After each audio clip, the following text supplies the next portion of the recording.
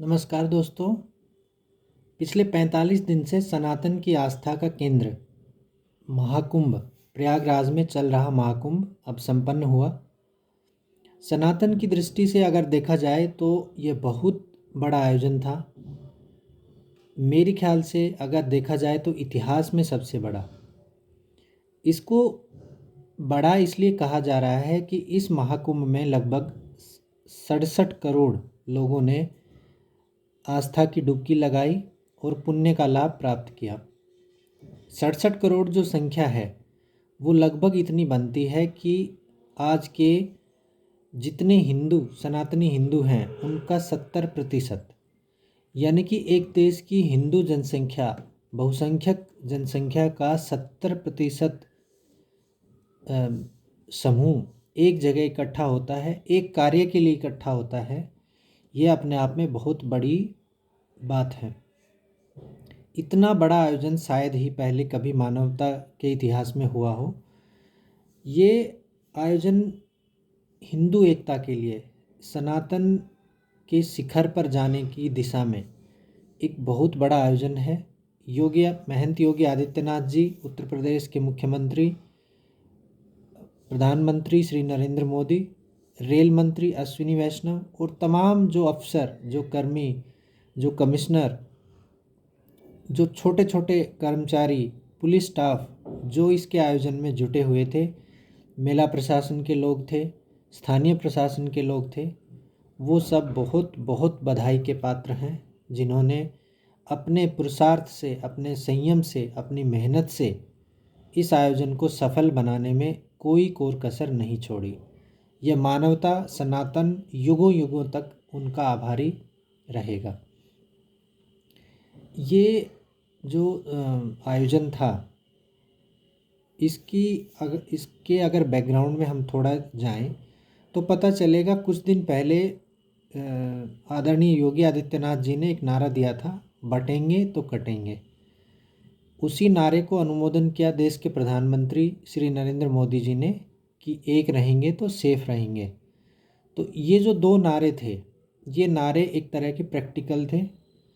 उस महत्ता को, उस नारे को धरातल पर उतारने का काम, जो प्रैक्टिकल काम था, वो इस कुंभ ने किया है। यानी कि जो एक नारा था, जो एक उद्घोष था, उसको वास्तविक रूप से धरातल पर उतारने का जो काम है वो इस दिव्य भव्य कुंभ ने किया है। अभी आज के दिन हालत ये है कि सभी सनातनी, सभी हिंदू एकता के सूत्र में लगभग पिरोए जा चुके हैं और देश में जो जातियों का एक विभेद है, जातियों का वर्गीकरण है, वो काफ़ी हद तक इस कुंभ ने अपने आयोजन से कम करने का प्रयास किया है इस कुंभ के माध्यम से। तो अब उम्मीद की जानी चाहिए कि जातियों का जो वर्गीकरण है वो थोड़ा कम होगा। जिस तरह से हिंदू एकजुट हुआ, उसी तरह से जातियों में न बढ़ते हुए ओबीसी, पीडीए, इस तरह के जो नारे हैं, जो लोग ये कहते हैं कि दलित अब लगभग हिंदू समाज से, सनातन समाज से थोड़ा अलग हो गया है, ऐसी बातों को अब भुलाकर सनातन सर्वश्रेष्ठ है, इस लक्ष्य की तरफ सब लोग बढ़ें। तो मेरा मानना है कि हम सनातन की ध्वजा को शिखर पर लहरा सकते हैं। इस दिव्य भव्य कुंभ आयोजन के खिलाफ लोगों ने, राजनीतिक दलों ने, विरोधियों ने क्या क्या नहीं कहा।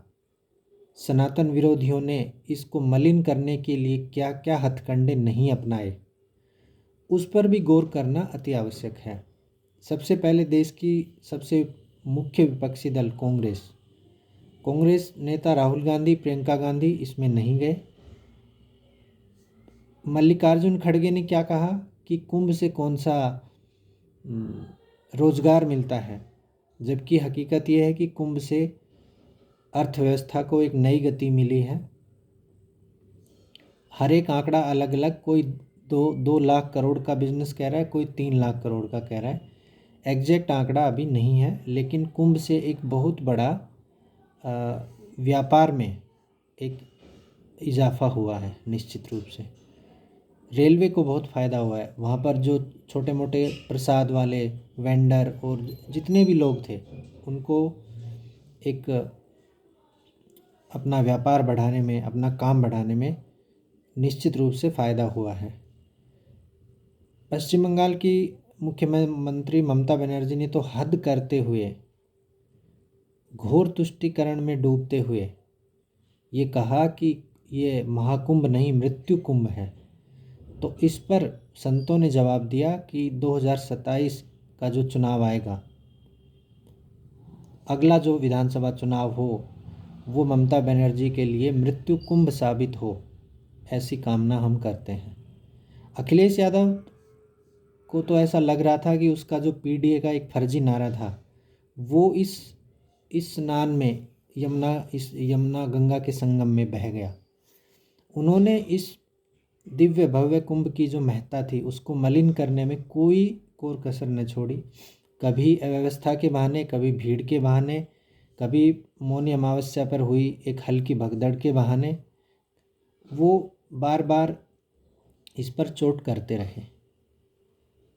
हालांकि उनको ये नहीं पता था कि जो करोड़ों लोग इसमें आ रहे हैं, उनके सवाल उठाने के बावजूद भी आ रहे हैं, भगदड़ के बावजूद भी आ रहे हैं। दिल्ली में जो रेलवे स्टेशन पर हादसा हुआ, उसके बाद भी लोगों के उत्साह में कोई कमी नहीं आई। तो क्या उनको लोग बुलाकर लाते थे? क्या उनको कोई लोभ लालच था? क्या कुंभ में पैसे की बरसात हो रही थी? नहीं, लोग आते थे, अपनी आस्था से आते थे। और इस आस्था को जगाने का जो काम है, वो निश्चित रूप से वहाँ के यशस्वी मुख्यमंत्री गोरक्षा पीठाधीश्वर महंत योगी आदित्यनाथ जी ने किया। तो ये आस्था का जो जन सैलाब था, वो उसको राजनीतिक बंधनों में नहीं बांधा जा सकता।